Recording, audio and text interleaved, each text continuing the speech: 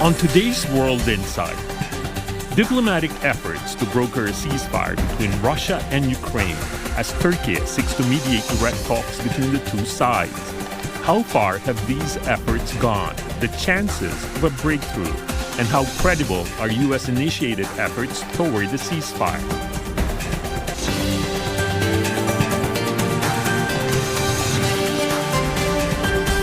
Hello and welcome to World Insight with me, Tian Wei. U.S. President Donald Trump earlier promised that he would talk separately with Russian President Vladimir Putin and his Ukrainian counterpart on Monday for a ceasefire deal. But according to the Ukrainian Air Force on Sunday, ahead of the talks, Russia sent 273 drones to Ukraine, the single largest number since 2022. That is according to the Ukrainian side.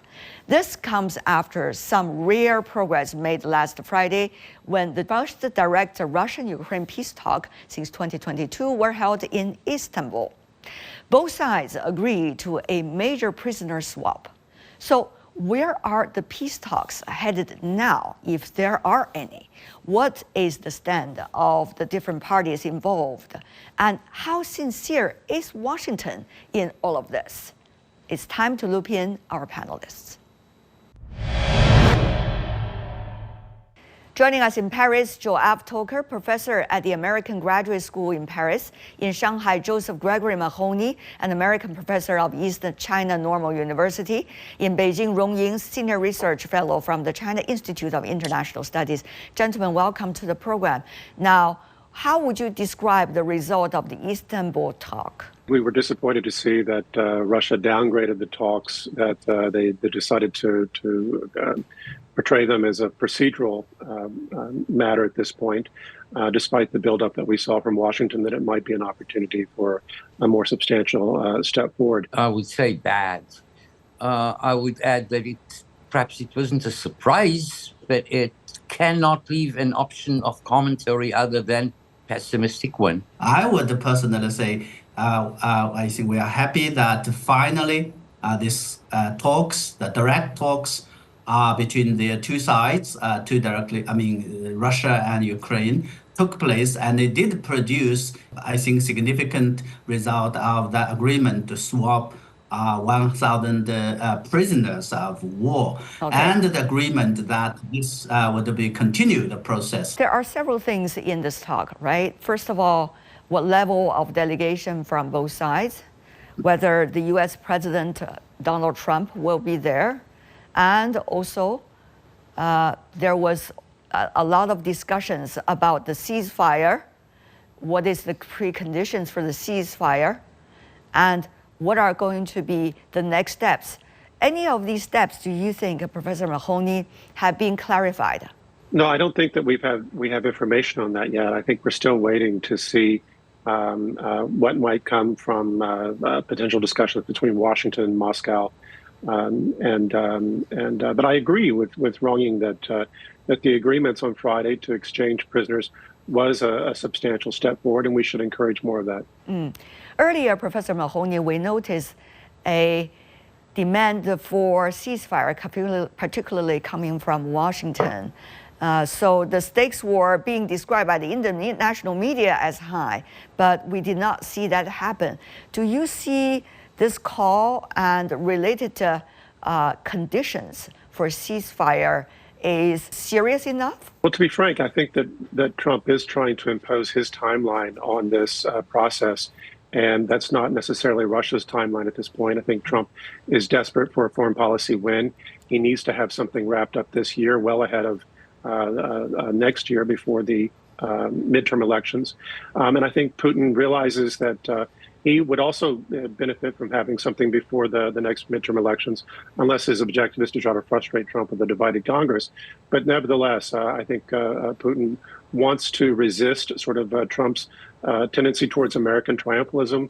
You know, I think Russia understands that the United States was an enemy here, and the idea that Washington is now going to impose terms for peace, despite perhaps having lost the objective on the battlefield, is something that Moscow is unwilling to stomach.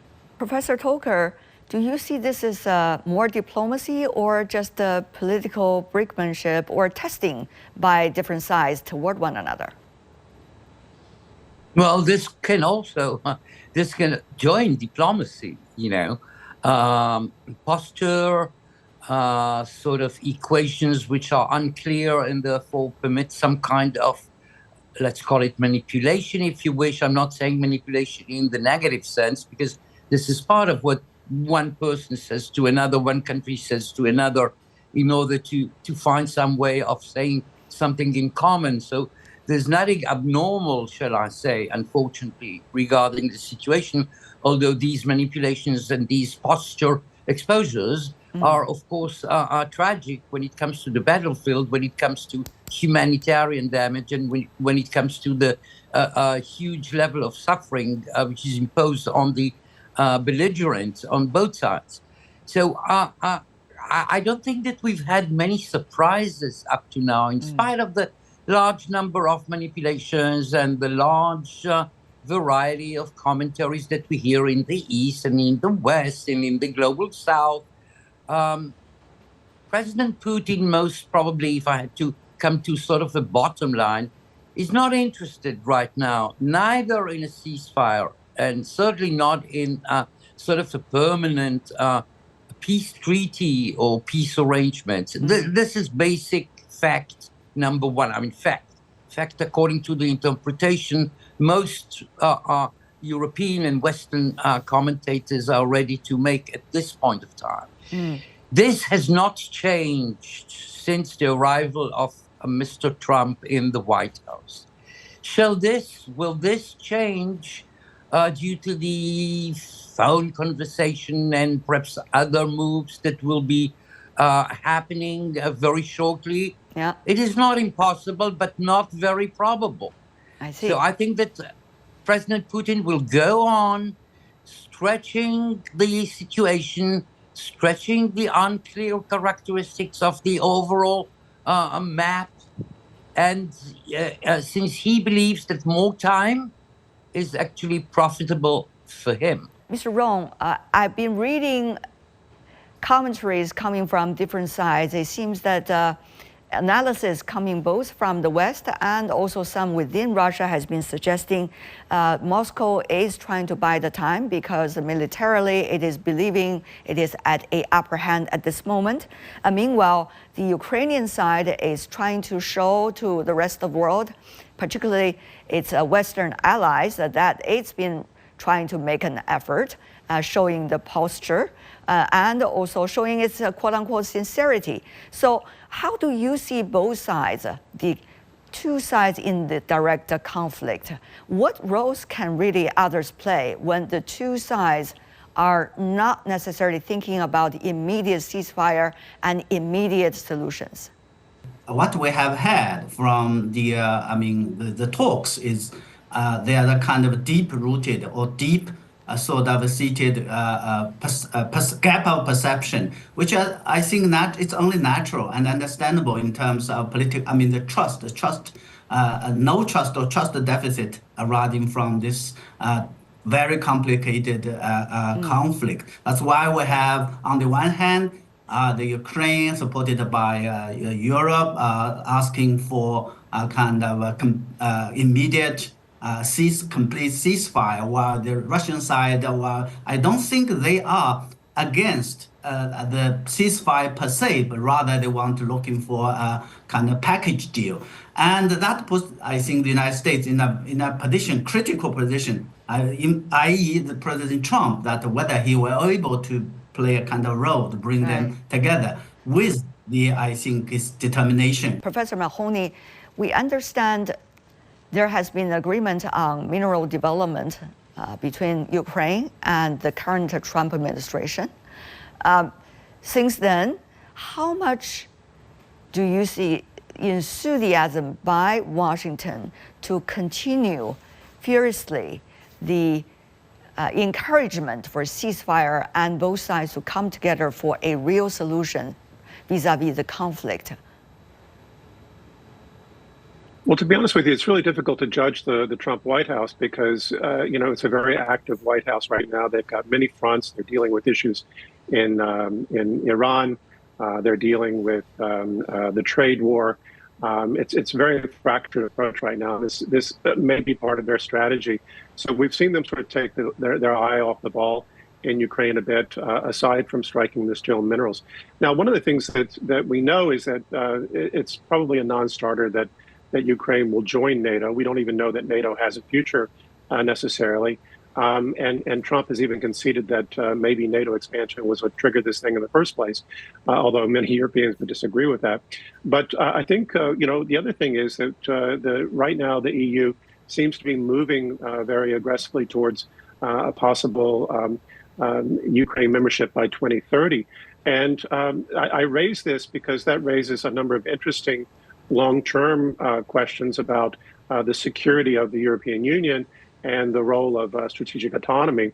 But above all, because we know that Trump himself is not very conducive or not very supportive of the EU itself. He's called it effectively a conspiracy against the United States. We know he supported Brexit.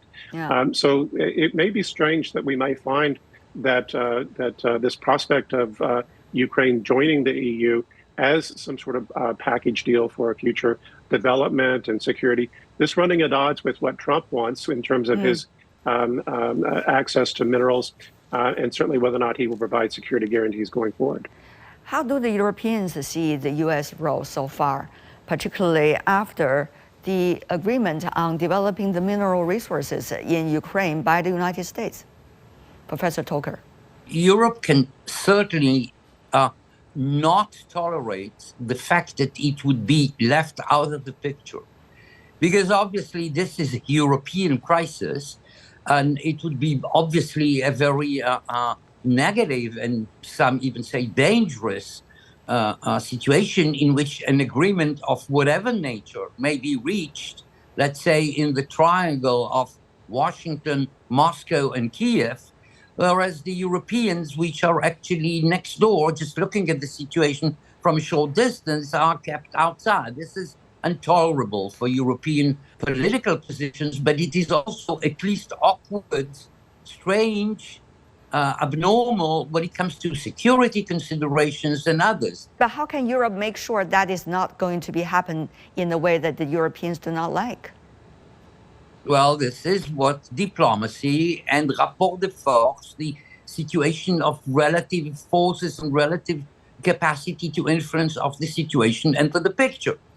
Of course, Europe seems right now, and is, I'm afraid, the weaker partner amongst these four. The four, I mean US, Russia, Ukraine is, of course, on a different scale, and the Europeans, they are left.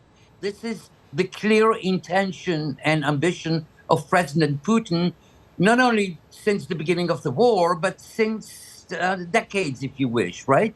This has been, to some extent, the position of the United States in a way which was very harmful and even humiliating for the Europeans. So whatever happens next, the Europeans would try to be within the framework and in a way which would be as constructive as possible. But right now, the Europeans are knocking at the door.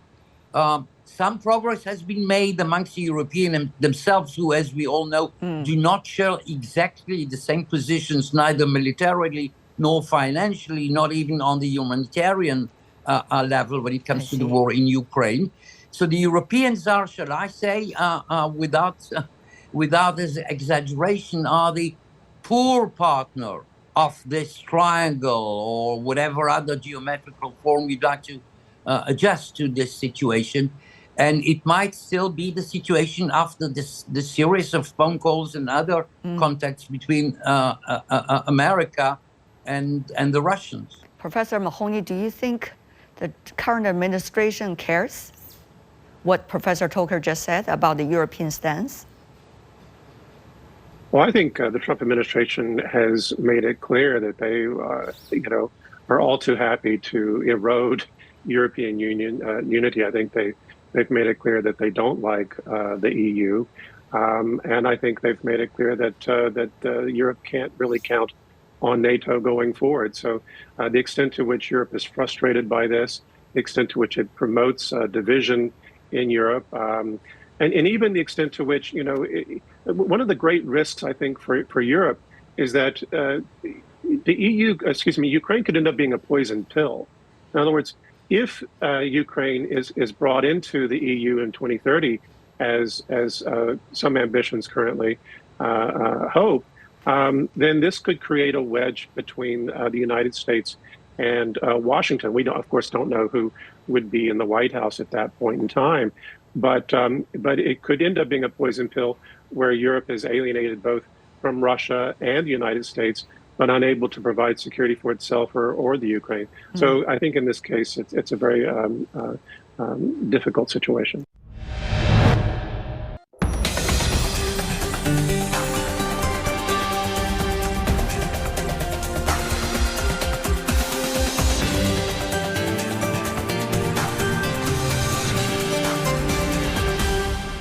The current administration in Washington, especially the president, is eager to turn every brick, meaning all the hotspot issues of the world, and to try to come up with a deal, as he described it, out of the chaos, in a way, with the American power. Now, how much do you see that President Trump and the administration is looking at the Russian-Ukraine crisis and see it as a part of a deal from what you have observed? What does that mean to the both parties and to you as an observer?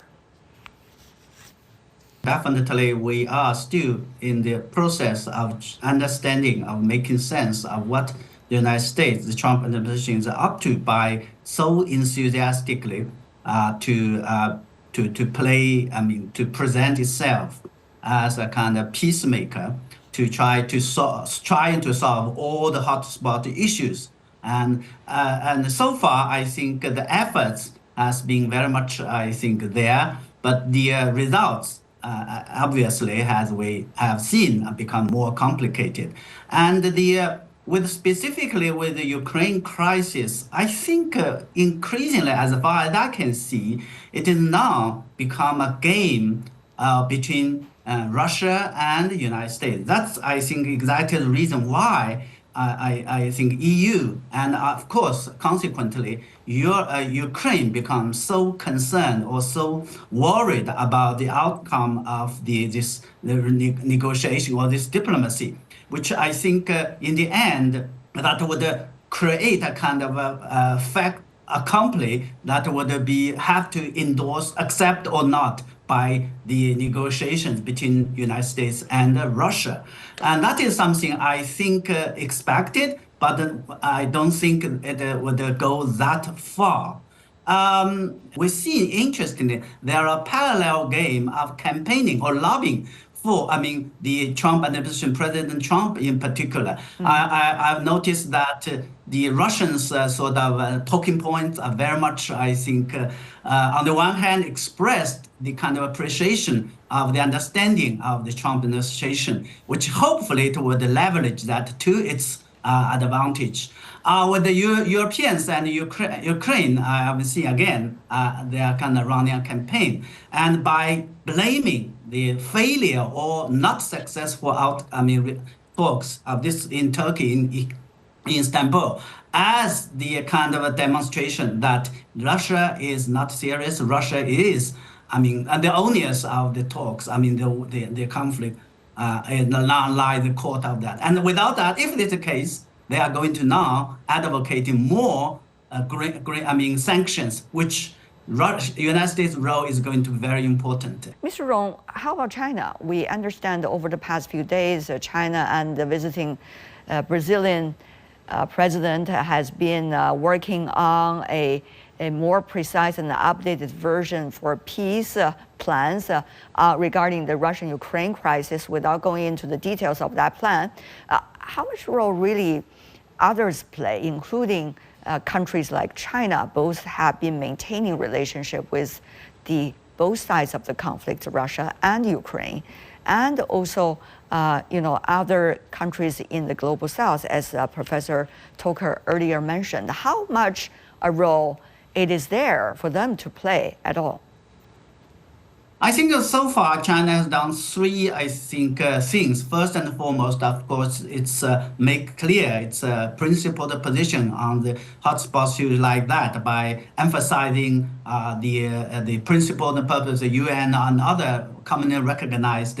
Secondly, bilateral engagement with Russia, again, as I've seen the recent visit of President Xi to Russia, and a kind of a bilateral even bilateral standalone, actually, kind of so-called Tea Party, but very much according to press release on regional and international issues. I would assume focusing on Ukraine crisis. And lastly, which is also very much important to work in the global south, Brazil together with that friends of that initiative, bringing together the global south together, coming up and reinforce coming up position that would reinforce to prevent the bilateral interactions with Russia. Yeah. All in all, I think China wish to see I think the early and complete and this sort of end of this result. But I think China understands the complexity. That's why its position has always been like the political settlement,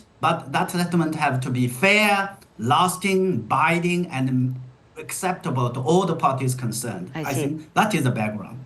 I have to confess that as an observer, that the crisis involves, as we have, this conversation, many players, including the United States and Europe. So only those, directly concerned or indirectly concerned in this case, would be come to the stage where they are ready to for a solution. That is something I think why, on the one hand, the Istanbul talks did not produce as many results as expected. But on the other hand, I think in the end, I think it started direct talks between Russia and Ukraine, and I think and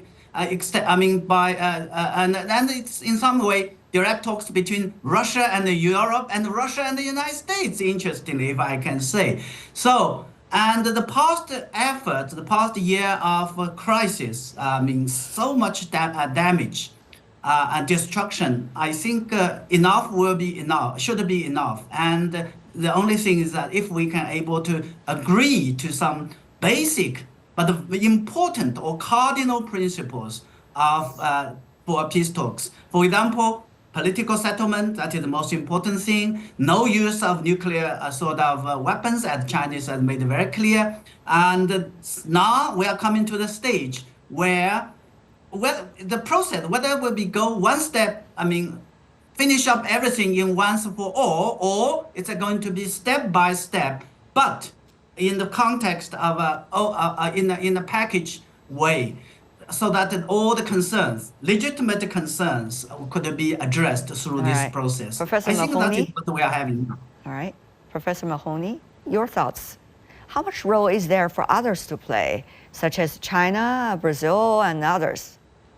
I think they need to understand that the U.S. was effectively fighting a proxy war here. This is a controversial term in Europe that wasn't controversial when I was in Ukraine interviewing people. Everyone understood that it was a proxy war. So it's really difficult to have this idea that the U.S. is in some way mediating a conflict between Ukraine and Russia, which is kind of the feeling that you get from the way the meetings were supposed to transpire in Istanbul. We really need more of a neutral third party. I think Turkey maybe was providing that, but the way the U.S. is sort of triumphalist, and the way Trump wants to take credit for bringing peace, I think it sets the wrong tone and attitude. So I think it's really vitally important that countries like China, Brazil, but also India and others really come to the table and try to encourage a peaceful resolution for the good of everyone. China somehow has direct leverage over Moscow, and that China could stop this conflict if it wanted to. That China has the power, the economic power, there's been this whole narrative in Europe that China has been providing lethal assistance to Russia. That's untrue. That hasn't been proven. And China instead has said, we understand the nature of the conflict. We understand why it's taking place. We wish it wasn't happening. China has put forward peace plans. All of these things have moved forward, but China has not been able to force Moscow to take a position that it didn't think was in its own strategic interest. And I'm saying Moscow's strategic interest. So in this case, I think others in Europe have insinuated that position and therefore made Beijing somehow responsible for this conflict and have used it to demonize the Chinese position in Europe, much to the satisfaction of Washington and xenophobes in Europe. So I think that we need to have a sober understanding that China is not in the position to force policy on anyone, and certainly has a principle that it won't do that. My last question for every one of you, very brief answer if you can.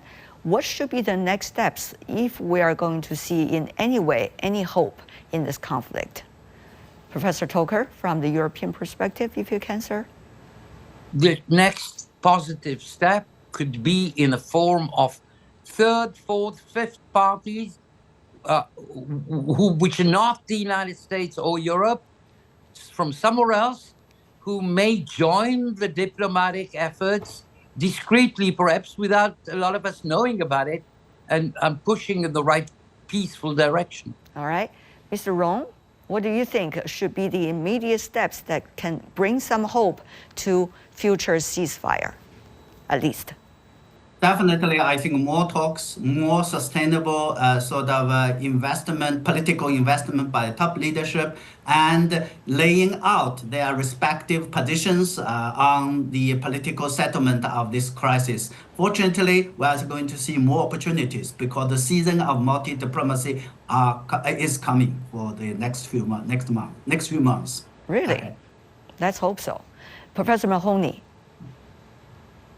I think what we need to see is a decline in the posturing. I agree with my colleagues that this is normal at this stage, but it needs to settle down. They need to stop pointing fingers at each other. They need to show some sort of mutual respect. This will be difficult because the president of the United States is someone who's prone to sort of outburst, even with Zelensky previously. So he's going to need to be more disciplined in order to allow diplomacy to actually work.